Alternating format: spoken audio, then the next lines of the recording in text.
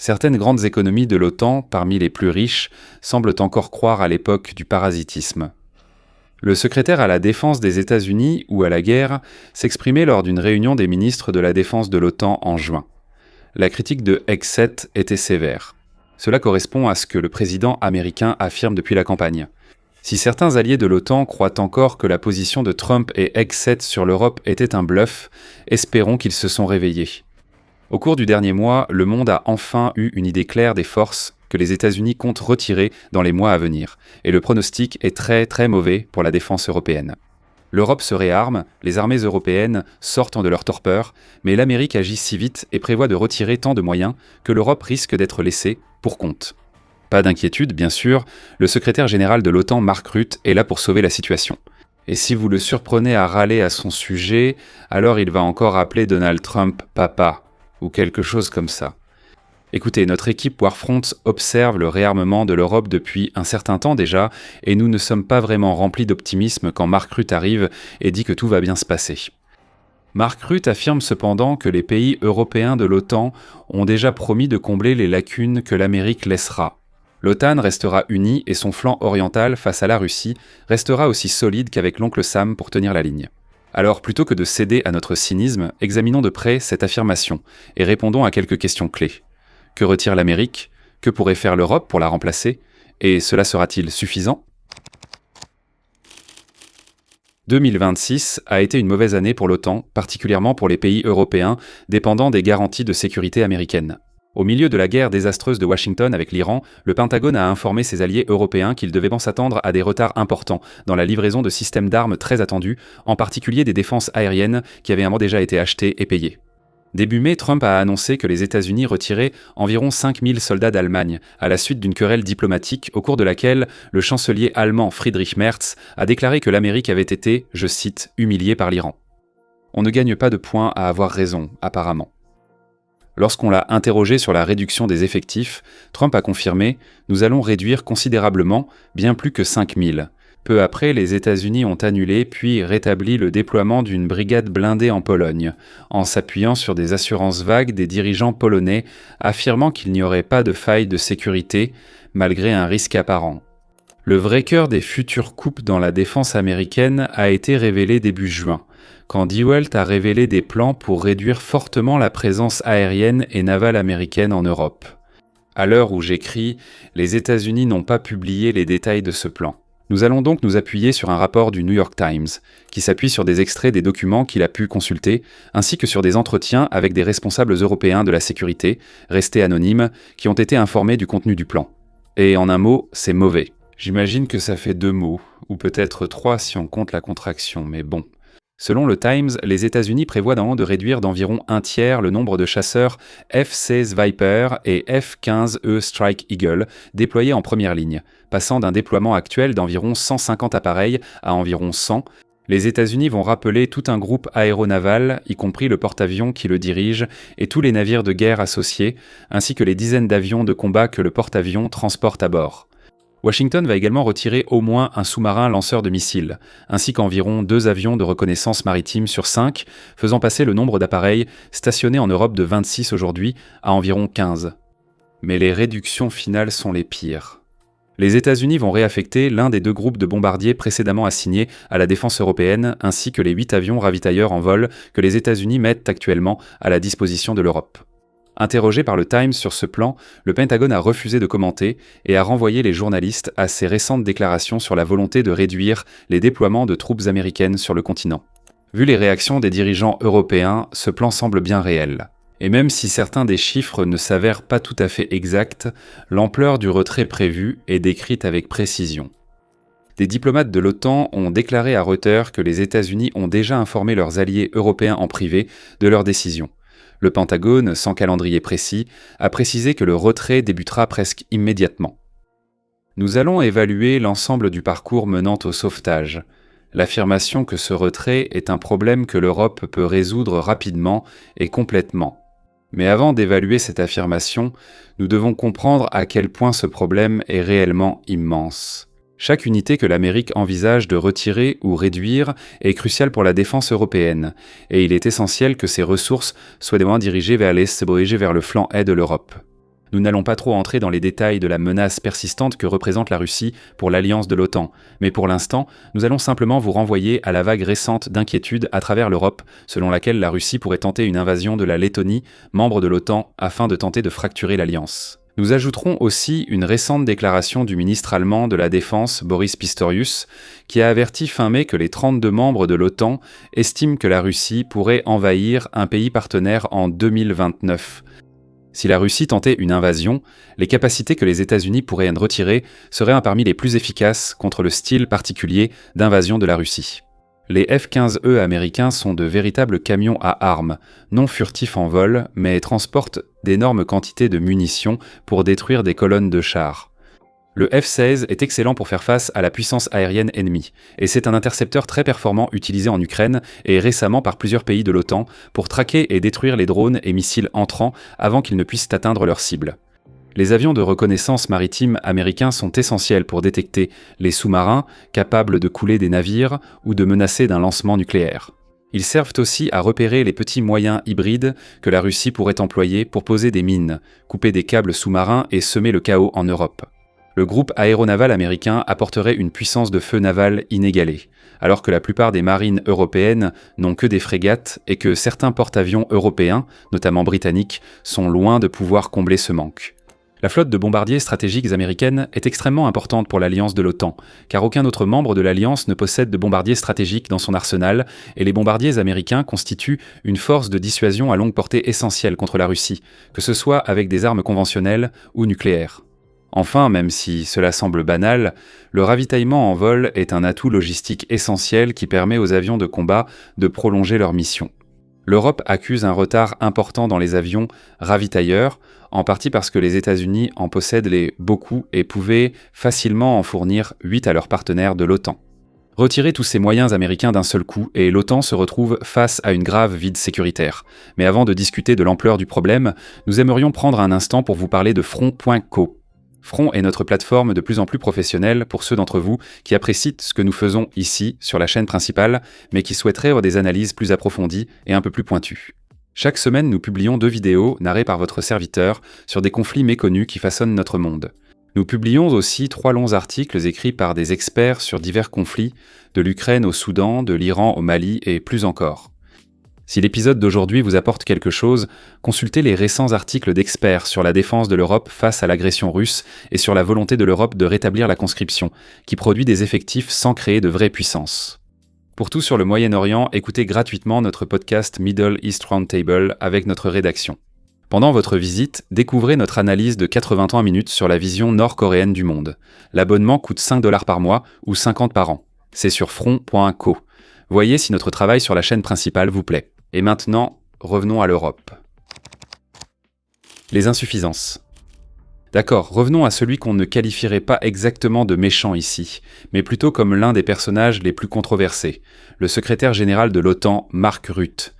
Une fois que ces rapports sur les retraits américains ont commencé à circuler publiquement, Rutte est monté à son pupitre à Bruxelles pour tenter d'apaiser la panique naissante.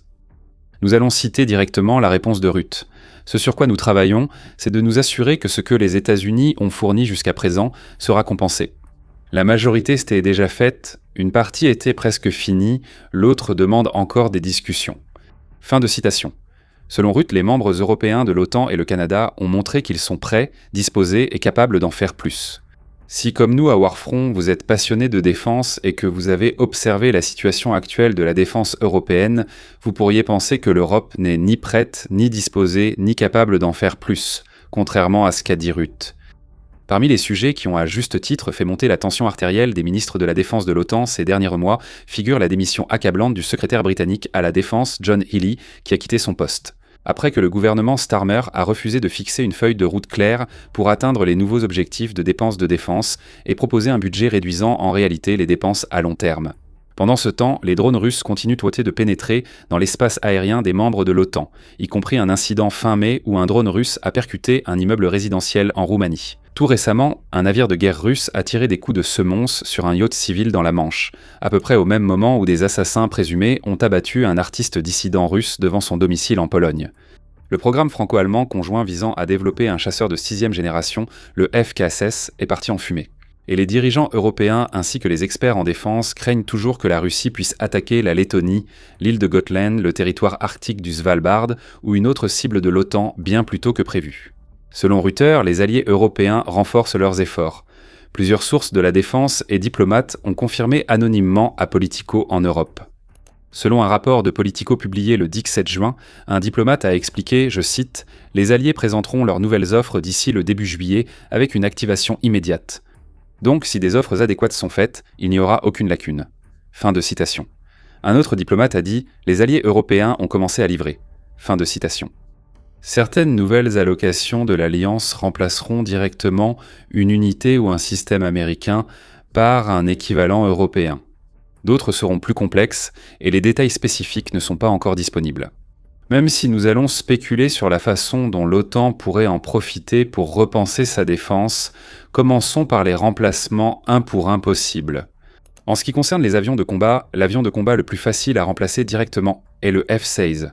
Bien que de nombreuses forces aériennes européennes aient soit retiré leur flotte de F-16, soit utilisent des modèles plus anciens, plusieurs pays ont soit acheté de nouveaux modèles Viper, soit modernisé leurs anciens avions de combat. Cela inclut plus de 80 appareils qui seront modernisés d'ici 2027 en Grèce et plus d'une douzaine nouvellement commandés par la Slovaquie, entre autres. Mieux encore, 2 avions de guerre européens, l'Eurofighter et le Rafale français, offrent des capacités globalement comparables et comptent plusieurs centaines d'exemplaires dans divers arsenaux européens. Le Saab Gripen suédois offre une charge utile plus légère, mais surpasse le F-16 en termes d'autonomie et de robustesse, et pourrait vraiment profiter d'une occasion de briller dans un rôle d'intercepteur actif au nom de l'OTAN. Le F-15E représentera un défi plus important. Aucun chasseur européen n'égale cet avion en autonomie et capacité d'emport, sauf le vieux Tornado, progressivement retiré du service dans les rares arsenaux européens où il était utilisé. C'est un problème pour l'OTAN, car le F-15E était sans doute le principal moyen de dissuasion tactique contre les attaques de blindés massifs privilégiées par la Russie avant de revoir sa stratégie en Ukraine. En cas d'invasion d'un membre de l'OTAN, la Russie pourrait adopter cette offensive, car l'OTAN n'a pas encore appliqué les tactiques de drones ayant rendu les champs ukrainiens hostiles aux blindés. L'Europe peut compenser avec d'autres avions, mais la comparaison directe est difficile. Dans les 2 cas, elle rencontre un problème d'approvisionnement en avions. Parce que la défense européenne est la responsabilité de plusieurs dizaines d'armées travaillant ensemble, et parce que ces armées réunies ne disposent pas d'autant d'avions de combat que les États-Unis, les armées européennes n'ont pas du tout le même niveau de flexibilité que Washington. Chaque armée individuellement dispose d'un nombre total d'avions bien plus réduit, nombre qui est encore diminué par les besoins de maintenance, les problèmes de disponibilité et les responsabilités liées à la défense du territoire national. Les États-Unis assurant la sécurité du continent, ces forces aériennes ne sont pas prévues pour posséder de nombreux chasseurs supplémentaires. Les ministères de la Défense européens devront faire preuve de créativité pour identifier la puissance aérienne à céder à l'OTAN et répartir les responsabilités avec d'autres pays sans nuire à leur efficacité. Pour des raisons similaires, l'Europe ne possède tout simplement pas de bombardiers stratégiques, et donc un remplacement 1 pour 1 n'est tout simplement pas possible. Ensuite, sur sur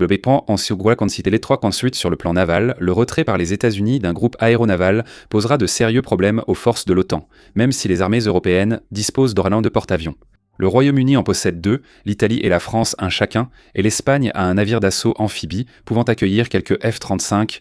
Comme nous l'avons déjà mentionné, cependant, les porte-avions britanniques sont constamment en difficulté entre leurs problèmes mécaniques, leur manque d'autres navires de surface pour les accompagner, et leurs compléments aériens très limités. L'Italie souffre d'une pénurie de F-35 et comme l'Italie et la France ne disposent chacune que d'un seul porte-avions, elles peuvent s'attendre à ce que ces porte-avions soient régulièrement en port pour la maintenance, la rotation des équipages et d'autres besoins qui les retirent du service. Et surtout, ce sont des moyens nationaux, pas des moyens collectifs. Ils sont essentiels pour les armées françaises et italiennes, et il est peu probable que le gouvernement accepte de les céder juste pour répondre aux besoins européens. Les navires de guerre lourds disponibles en Europe souffrent de problèmes similaires, un nombre total de navires faibles, des pénuries d'équipage, des problèmes de disponibilité opérationnelle et le fait que chacun d'eux navigue au sein d'une marine nationale avec ses propres priorités de défense souveraine. Les États-Unis disposent de groupes aéronavals en réserve, mais c'est la seule nation au monde à avoir cette option à sa disposition. Et enfin, il y a le problème des ravitailleurs en vol en Europe. Au total, le continent ne possède qu'environ 55 avions ravitailleurs, dédiés plus un peu moins de 100 avions de transport, qui peuvent être modifiés pour remplir ce rôle. À titre de comparaison, les États-Unis disposent d'environ 600 ravitailleurs en vol, ce qui représente à eux seuls plus des 2/3 de la flotte mondiale de ravitaillement. L'Alliance de l'OTAN possède une flotte commune de 12 ravitailleurs, dont 9 sont actuellement en possession de l'Alliance, les autres étant encore en cours de livraison. Mais même ainsi, cela signifie que l'Europe fonctionne avec une marge très réduite. Les préoccupations sur la disponibilité et l'interopérabilité des forces aériennes européennes ressurgissent, aggravées par une flotte de ravitailleurs non totalement compatible. Le problème des ravitailleurs aériens en Europe est critique. Les États-Unis le savent, mais cela semble sans importance. Pire encore, ces plateformes devraient renforcer leurs armées en permettant aux avions de combat de rester en vol plus longtemps en se ravitaillant en carburant lors de patrouilles ou dans un espace aérien contesté. Si les ravitailleurs sont insuffisants, ils limitent la flotte aérienne de combat qu'ils doivent soutenir. L'Europe dispose des avions de chasse et des capacités de combat pour dominer l'espace aérien face à la Russie, même sans l'aide directe des États-Unis. Sans ravitaillement suffisant, l'Europe perd la guerre aérienne car elle ne peut maintenir ses appareils en vol. Aucun de ces problèmes n'est simple à régler. Les pays européens commandent plus d'avions de combat et de ravitailleurs, mais leur fabrication et livraison sont très longues.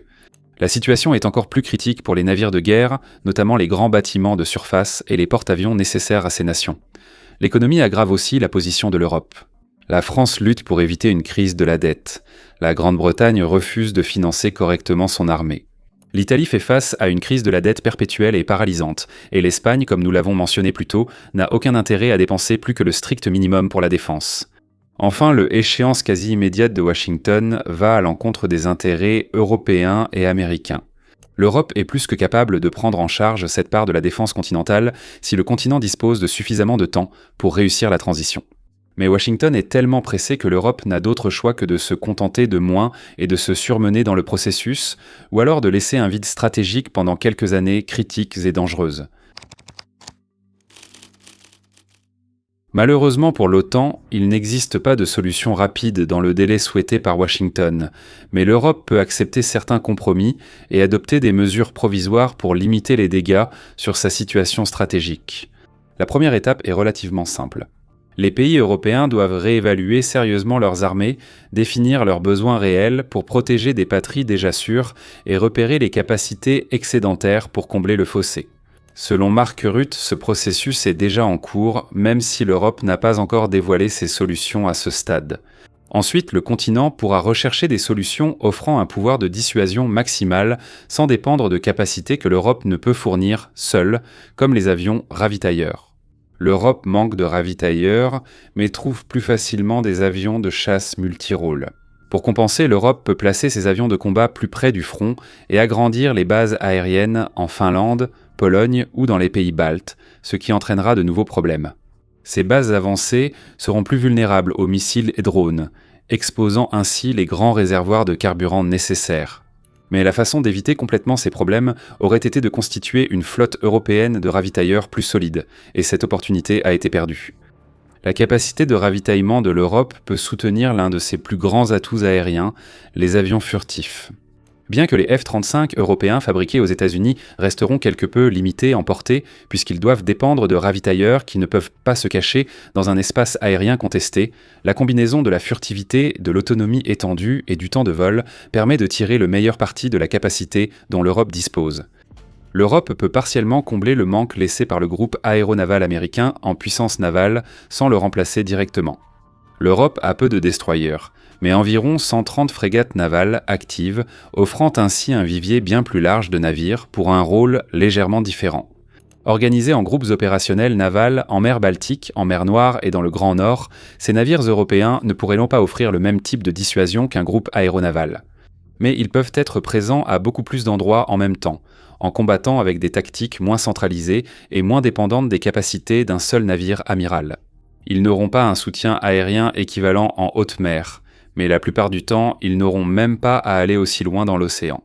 Grâce à des moyens terrestres sur le territoire des membres de l'OTAN, ces navires peuvent offrir certaines des mêmes capacités de frappe en profondeur, les mêmes capacités de blocus et d'interdiction, et d'autres outils de dissuasion essentiels pour l'Europe. Enfin, le revers stratégique de l'Europe crée tout de même une nouvelle opportunité puissante pour le continent d'adopter certaines des leçons de la guerre moderne à la manière de l'Ukraine plutôt qu'il ne l'aurait fait autrement. La dissuasion stratégique que les États-Unis prévoient de retirer d'Europe est certes significative, mais elle est aussi, disons-le, très traditionnelle. Les États-Unis ont envoyé un groupe aéronaval, un sous-marin, des avions de chasse, des bombardiers et des milliers de soldats pour un engagement conventionnel de style guerre froide sur tous les fronts. Comme l'ont montré l'Ukraine et d'autres conflits, ce n'est plus le monde actuel. L'Europe ne cherche pas à remplacer les capacités américaines, mais à prouver qu'elle en est capable. L'objectif ultime de l'Europe est de dissuader la Russie à une époque où la guerre est définie par des tactiques d'usure, des missiles à longue portée et des drones, ainsi que des lignes de front stagnantes où les affrontements sont décidés par des drones FPV. C'est un domaine où l'Europe pourrait être plus compétitive. Ce n'est pas que l'Europe excelle particulièrement dans ce style de guerre pour l'instant. En réalité, de récents jeux de guerre ont montré que l'Europe reste assez mauvaise dans ce domaine. Mais le continent peut décider comment combler les nouvelles lacunes de sécurité. Et pour cela, l'Europe devra développer de nouvelles capacités d'une façon ou d'une autre.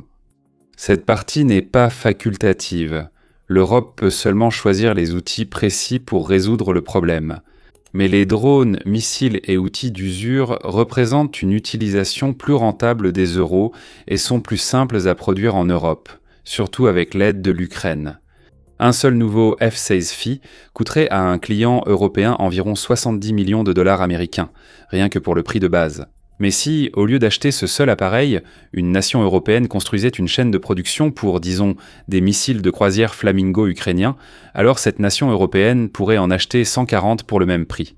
C'est un système bien moins dynamique. Son unique rôle est de dissuader la Russie, ce qui est bien mieux assuré par 140 missiles de croisière qu'un F-16, surtout si l'Europe manque de ravitailleurs pour le maintenir en vol. Ce n'est qu'un exemple, mais la même logique vaut pour tous les domaines de dissuasion que l'Europe doit désormais considérer. Le principal objectif de l'Europe, en réalité son unique objectif, est de convaincre la Russie que s'attaquer à l'alliance de l'OTAN est une mauvaise idée. Pour réussir, l'Europe peut attendre 10 ans pour vendre de nouveaux destroyers ou construire des milliers de drones de surface et sous-marins capables de dévaster les ports russes en mer Baltique et en mer Noire. Pour menacer Kaliningrad, l'Europe peut acheter de nombreux avions d'attaque ou alors, pour seulement 5 000 $ américains l'unité.